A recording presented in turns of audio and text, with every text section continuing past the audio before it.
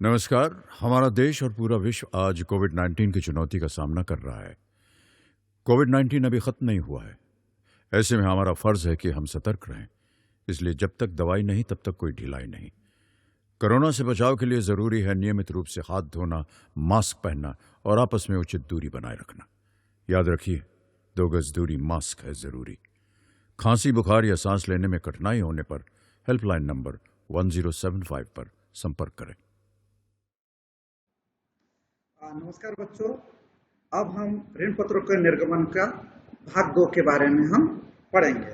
जैसा कि अभी हमने इसके पहले मैंने आपको पूरा थ्योरेटिकल भाग समझाने की कोशिश की थी। अब हम जो है एग्जाम्पल के माध्यम से मैं आपको समझाने का प्रयास करूंगा। अब हमारे बहुत सारे उदाहरण भी है। अब देखिए, मैं पहले आपको थोड़ा सा इसके बारे में मैं आपको बताना चाहता हूँ कि ऋण पत्रों के रोकड़ में निर्गमन पर नकल प्रविष्टियां, क्योंकि हमारा पूरा ये पाठ जो है नकल प्रविष्टियों के पर आधारित है। तो मैं थोड़ा सा आपको ये हमारे यहाँ पे 10 नकल प्रविष्टियां, उसके बारे में मैं थोड़ा संक्षिप्त में बताऊंगा, फिर हम सवाल की ओर जाएंगे। जैसा कि सममूल्य पर ऋण पत्रों का निर्गमन, पहला है आवेदन प्राप्त होने पर। और इसमें जो हमारी जो जनरल एंट्रियां हैं, bank account debited to debenture application account, और दूसरा है आवंटित ऋण पत्रों की आवेदन राशि को ऋण पत्र खाते में हस्तांतरित करने पर। अब इसकी हम जनरल एंट्री इस प्रकार से बनाएंगे। बच्चों, मैं इंग्लिश में इसलिए बताना चाह रहा हूँ क्योंकि जनरल एंट्री जो हम 12th के बाद first year, second year, final, या जो हम CA, MBA, CS करना चाहेंगे तो ये सब इंग्लिश में होते हैं। तो हिंदी में भी है और इंग्लिश में भी है, तो आप इंग्लिश पे ध्यान दीजिएगा। Debenture application account debited to debenture account. Third हमारी जनरल एंट्री है, जिन आवेदकों को ऋण पत्र नहीं दिए उनका रुपया वापस करने पर हमारी जो जनरल एंट्री बनेगी, debenture application account debited to bank account. अब हमारा फोर्थ जनरल एंट्री है, अति अभिदान की दशा में आवेदन राशि के अधिक को हस्तांतरित करने पर। इसकी जनरल एंट्री इस प्रकार से बनेगी बच्चों, debenture application account debited to debenture allotment account. और फिफ्थ एंट्री है, आवंटन राशि देय होने पर, debenture allotment account to debenture account. और सिक्स्थ है, आवंटन राशि मिलने पर, bank account debited to debenture allotment account. और सेवेंथ हमारी जनरल एंट्री है, प्रथम याचना देय होने पर, debenture first call account debited to debenture account. और एट्थ है, प्रथम याचना की राशि प्राप्त होने पर, bank account debited to debenture first call account. और नाइन्थ है हमारी, द्वितीय एवं अंतिम याचना देय होने पर, debenture second and final call account debited to debenture account. और हमारी अंतिम जनरल एंट्री है, द्वितीय एवं अंतिम याचना की राशि प्राप्त होने पर, bank account debited to debenture second and final call account. जैसा कि मैं आपको बताना चाह रहा था कि यदि ऋण पत्रों पर तृतीय याचना भी की जाती है तो प्रविष्टि क्रमांक 9 एंड 10 के अनुरूप तृतीय और अंतिम याचना की प्रविष्टियां की जाएगी। तृतीय याचना की स्थिति में द्वितीय याचना के साथ अंतिम यानी फाइनल शब्द का प्रयोग नहीं करेंगे। प्रविष्टि क्रमांक 4 और 6 निम्नानुसार संयुक्त प्रविष्टि भी हम कर सकते हैं, जैसे कि बैंक अकाउंट डेबिटेड या debenture application account debited to debenture instalment account. अब मैं आपको एक एग्जाम्पल के माध्यम से बताना चाह रहा हूँ। केतन लिमिटेड ने 100 रुपये वाले 5000 8% ऋण पत्र निर्गमित किए। प्रत्येक ऋण पत्र पर निम्नानुसार राशि दी हुई है, राशियां दे दी। आवेदन पर 10 रुपये, आवंटन पर 30 रुपये एवं शेष प्रथम एवं अंतिम याचना पर देय समस्त राशि उचित रूप से प्राप्त हो गई। कंपनी की पुस्तकों में आवश्यक प्रविष्टियां हमें करना है। तो अब देखिए, अब हमें कैसी प्रविष्टियां जनरल एंट्री हमें करना है। देखिए आप यहाँ पे यह पूरा सॉरी बच्चों, देखिए इसको आप स्क्रीनशॉट भी ले सकते हैं, फोटो भी ले सकते हैं, जो आपके स्क्रीन पे आ रहा है।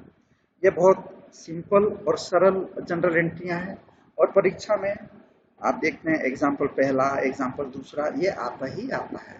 जबकि हम सवालों पे ध्यान देते हैं, आप एग्जाम्पल पे भी हम ध्यान दे सकते हैं। तो हमारी पहली एंट्री है bank account debited to 8% debenture application account.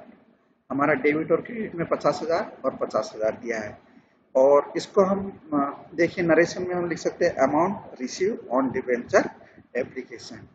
और हमारी सेकेंड एंट्री है 8% debenture application account debited to 8% debenture account 50,000। अब हम नरेशन इसको इस तरीके से कर सकते हैं, transfer of application money to debenture account. And हमारी थर्ड जनरल एंट्री है, देखिए 8% debenture allotment account to 8% debenture account. इसमें हम 150 अमाउंट लिख सकते हैं। और इसकी जनरल एंट्री है allotment money due to on debenture. और फोर्थ हमारी जनरल एंट्री है bank account debited to 8% debenture allotment account 1,50,000। और फिफ्थ है हमारी 8% debenture first and final call account to debenture account. इसका अमाउंट आप देख रहे हैं स्क्रीन पे आ रहा है 3 लाख। और हमारी अंतिम जनरल एंट्री है bank account debited to 8% debenture first and final call account. और इसका हम नरेशन पे भी हम लिख सकते हैं first and final call money receive. अब मैं आपको फिर से दूसरे एग्जाम्पल की ओर लेके जाता हूँ। यदि हम पहला समझ में आया, बहुत इजी सवाल है और मार्किंग भी है। आप इन सवालों का आप करके आपके पूरे के पूरे नंबर आ सकते हैं। बहुत सरल है और इजी है। और हमें इसके लिए सबसे पहले हमारी जो जनरल एंट्री मैंने आपको अभी बताई थी, वो आप जब हम सवाल करेंगे तो हमें सवाल करते करते ही जनरल एंट्री हमें याद हो जाती है। थोड़ा सा मैं आपको और बताना चाहूँगा, प्रीमियम पर ऋण पत्रों का निर्गमन के बारे में बताता हूँ, जो कि हमारा ये सवाल दिया हुआ है।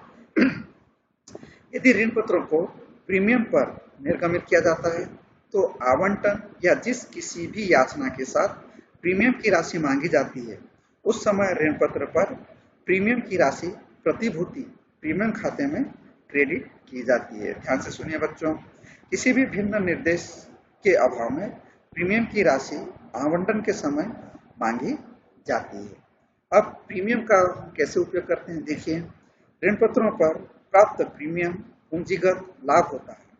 प्रीमियम खाते की राशि का उपयोग पूंजीगत हानियों जैसे अंशों एवं ऋण पत्रों के निर्गमन पर दी गई छूट, ऋण पत्रों के शोधन पर दिया गया प्रीमियम, कंपनी के प्रारंभिक व्यय, ख्याति, पेटेंट आदि को अपलिखित करने के लिए किया जाता है।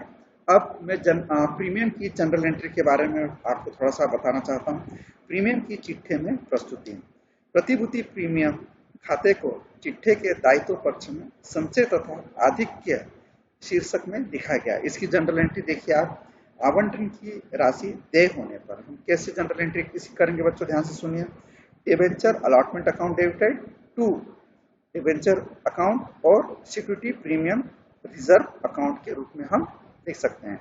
इसमें हम नरेशन के रूप में लिख सकते हैं allotment money due on debenture with premium.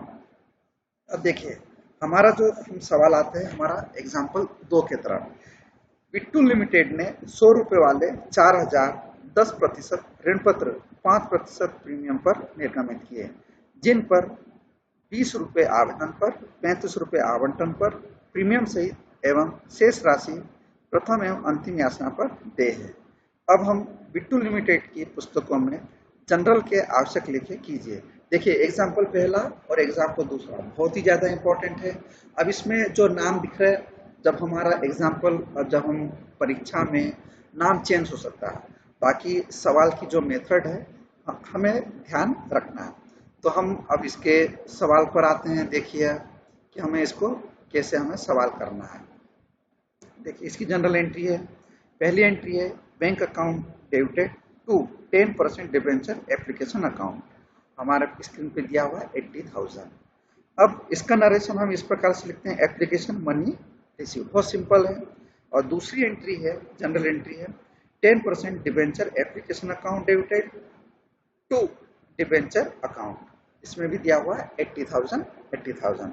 अब हमारी थर्ड जनरल एंट्री है 10% debenture allotment account debited 1,40,000 to debenture account और to security premium reserve account 1,20,000 और 20,000 की हमारी सिक्योरिटी प्रीमियम था। तो ये हमारा 1,40,000 रुपये हमें स्क्रीन पे दिखाई दे रहा है। अब हमें fourth general entry bank account debited to 10% debenture allotment account 1,40,000 हमें स्क्रीन पे दिखाई दे रहा है। अब हमारे अंतिम पांचवी जनरल एंट्री है 10% debenture first and final call account debited to 10% debenture account. इस अमाउंट में दिया हुआ हमें 2 लाख। और लास्ट जनरल एंट्री हमारी bank account debited to 10% debenture first and final call account. अब इसमें 2 लाख दिया है और इसकी हम नरेशन में first and final call money receive पर हम ये ऐसा लिख सकते हैं। अब थर्ड एग्जाम्पल के पहले मैं और बताना चाहूंगा कटौती पर ऋण पत्रों का निर्गमन। ऋण पत्रों को कटौती यानी बट्टे पर निर्गमित किया जा सकता है। सामान्यतः किसी भिन्न सूचना के अभाव में बट्टे की राशि का लेखा आवंटन के साथ किया जाता है। ऐसी स्थिति में निम्न प्रकार से हम प्रविष्टियां कर सकते हैं। देखिए हमारे पास दिया हुआ, मैं थोड़ा सा आपको जनरल एंट्री के बारे में बताना चाहूंगा, क्योंकि जब हम जनरल एंट्री समझेंगे तब हम सवाल करने में बहुत हमें आसानी होगी। देखिए आवंटन की राशि देय होने पर, इसकी जनरल एंट्री बच्चों ध्यान से देखिए, debenture allotment account debited discount on issue of debenture account debited to debenture account. और इसका हम नरेशन इस तरीके से लिखते हैं डिबेंचर अलॉटेड एट डिस्काउंट। और दूसरी एंट्री भी इस प्रकार से है, बट्टा घटी हुई आवंटन की राशि मिलने पर bank account debited to debenture allotment account. और इसमें हम नरेशन में लिख सकते हैं allotment money receive after discount.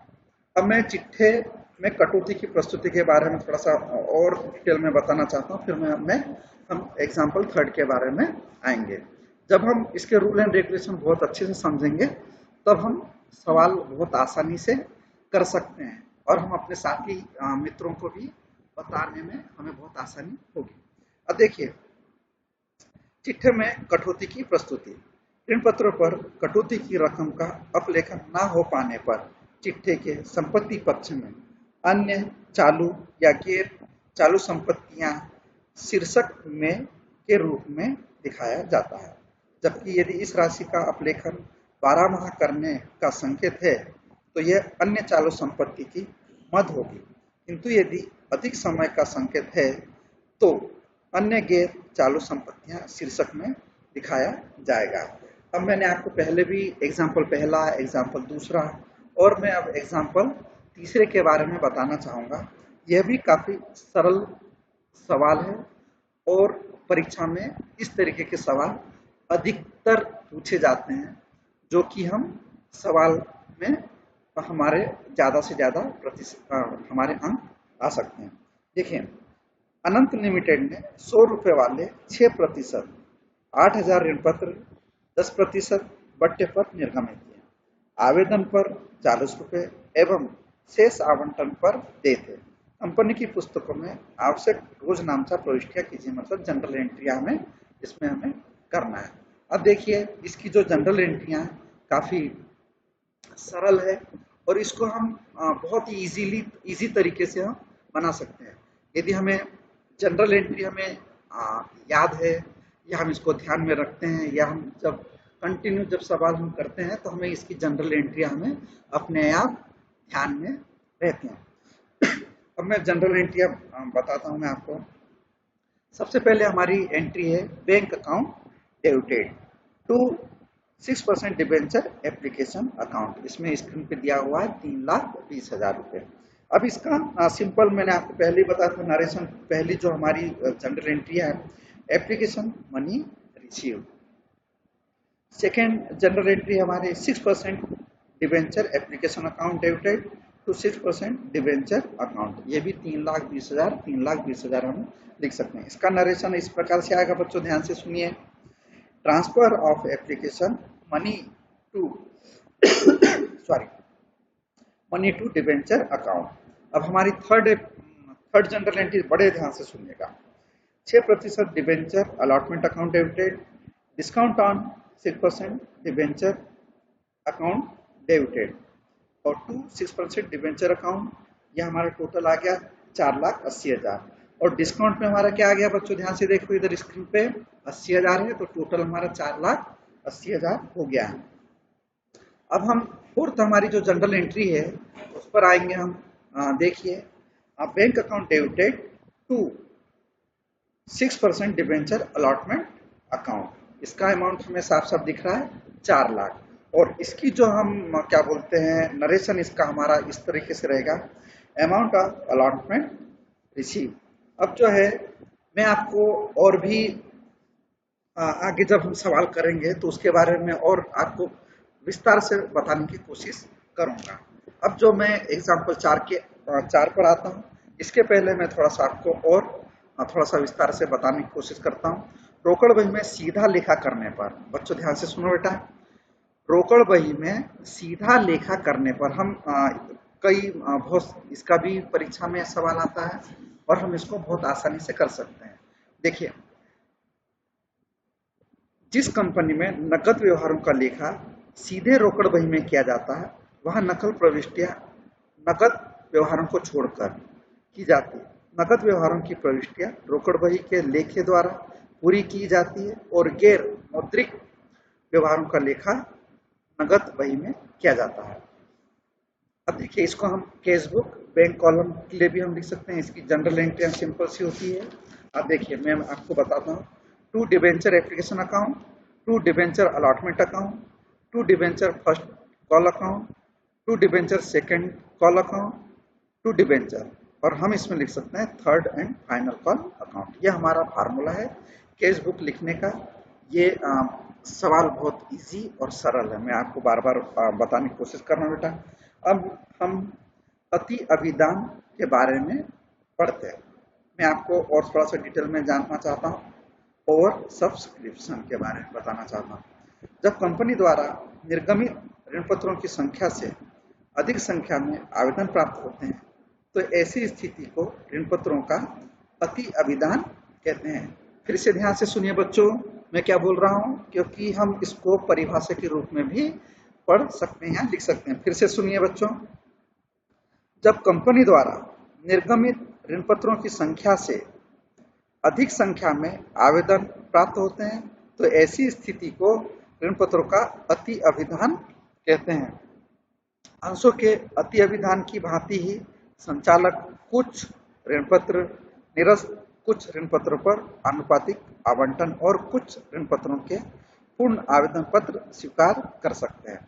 इनका लेखांकन अंशों के लेखांकन की भांति ही किया जाता है, किंतु ऋण पत्रों के हरण का लेखा नहीं किया जाता। कंपनी की पुस्तकों में अति अभिदान के समायोजन के संबंध में हम देखिए, मैं और दूसरी प्रविष्टियां बताने की कोशिश कर रहा हूँ। अति अभिदान की राशि वापस करने पर, देखिए इसकी जनरल एंट्री है debenture application account debited to bank account. इसका हम नरेशन इस तरीके से लिख सकते हैं, refund of excess money receive on application. और दूसरी जनरल एंट्री इस प्रकार से है, अति अभिदान की राशि को याचनाओं में समायोजित करने पर। इसकी भी हम जनरल एंट्री इस तरीके से बना सकते हैं। बच्चों ध्यान से सुनिए, debenture application account debited to debenture allotment account to debenture call account. और इसमें हम नरेशन इस तरीके से लिख सकते हैं, excess of application money adjust on allotment या कॉल्स। अब हमारा एग्जाम्पल 4 की तरफ आता है। इसमें मैं आपको पढ़ के सुनाना चाहता हूँ।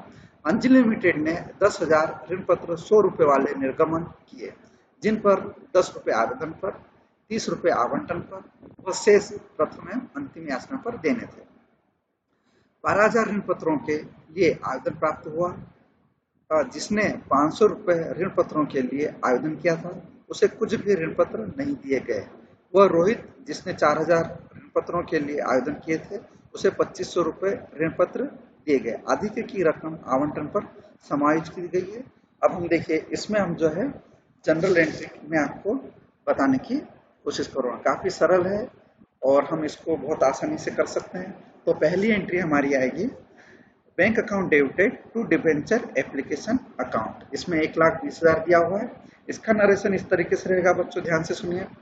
Application money receive on 12,000 debenture. Second हमारी जनरल एंट्री रहेगी debenture application account debited to debenture account, to debenture allotment account और टू बैंक अकाउंट। अब देखिए डिबेंचर एप्लीकेशन अकाउंट में 1,20,000 दिया हुआ है और हमने डिबेंचर में 1 लाख, डिबेंचर अलॉटमेंट में 15,000 और बैंक अकाउंट में हमने 5,000 रुपये सम्मिलित किए हैं। इसका नरेशन देखिए इस तरीके से हम बना सकते हैं। Application money on 10,000 debenture, 500 debenture application money refund and balance adjust in allotment. अब देखते हैं debenture allotment account debited to debenture account.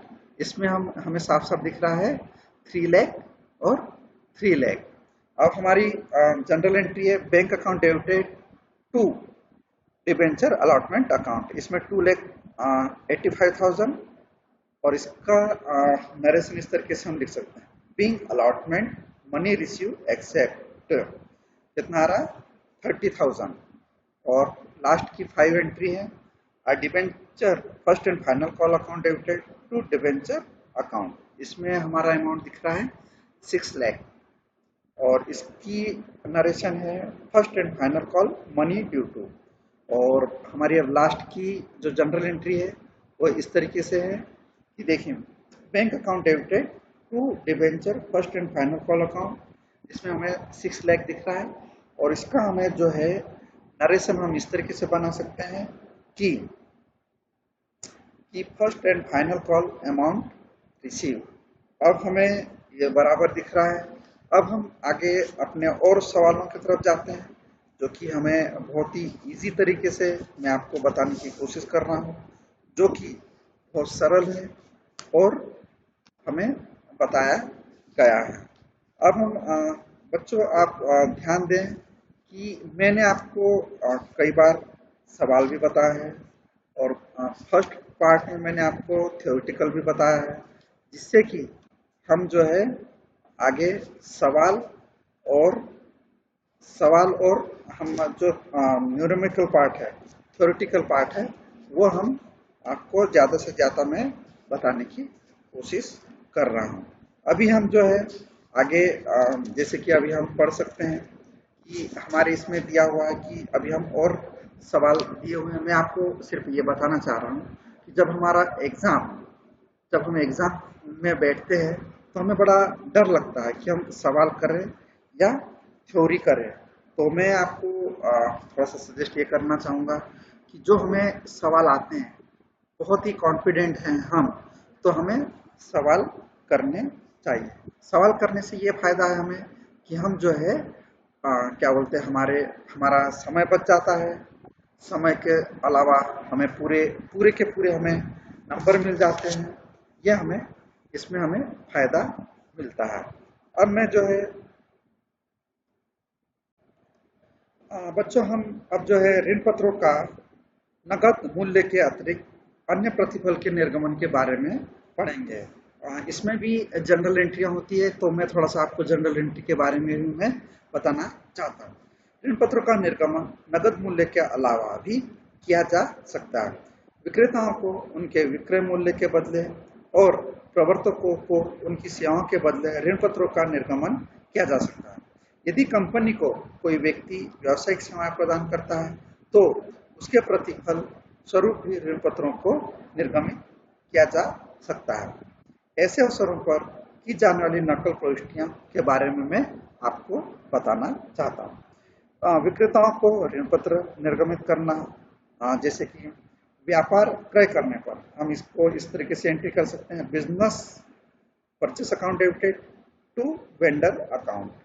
और इसी में दूसरी एंट्री हम इसको इस प्रकार कर सकते हैं क्रय मूल्य का भुगतान ऋण पत्रों द्वारा करने पर विक्रेता को सम मूल्य पर ऋण पत्र निर्गमित करना, vendor account debited to debenture account.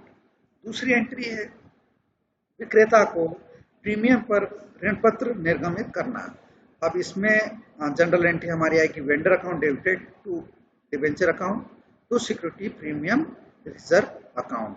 और थर्ड हमारी जनरल एंट्री है विक्रेता को कटौती पर ऋण पत्र निर्गमित करना। Vendor account debited to discount on debenture account to debenture account. बच्चों में ये बार बार इसलिए बताना चाह रहा हूँ क्योंकि इसमें सवाल अलग अलग दिए हैं, तो इसकी जनरल एंट्री भी अलग अलग होगी। अब जैसे कि मैं आपको ये सवाल बताना चाह रहा था, मोना लिमिटेड ने एक व्यवसाय को 3,30,000 रुपए में क्रय किया। क्रय मूल्य का भुगतान 8% ऋण पत्रों द्वारा किया गया। ऋण पत्र 3 लाख रुपए के थे, जिन्हें इस क्रय के लिए 10% प्रीमियम पर निर्गमित किया गया। कंपनी की पुस्तकों में हम इस प्रकार से जनरल एंट्री करेंगे। मैं जनरल एंट्री आपको बताने की कोशिश करता हूँ, वो सिंपल है। Business purchase account debited to vendor account, vendor account जो भी हमारा नाम हो, इसमें अमाउंट दिया है 3,30,000। और दूसरी एंट्री है vendor account debited to 8% debenture account और टू सिक्योरिटी प्रीमियम अकाउंट, 3,30,000 हमारे स्क्रीन पे दिया हुआ है। बच्चों, हमने थ्योरेटिकल पार्ट और न्यूमेरिकल पार्ट भी पढ़ा। जो भी आपको कठिन बिंदु लगते हैं आप अपने कक्षा शिक्षक से पूछ सकते हैं। धन्यवाद।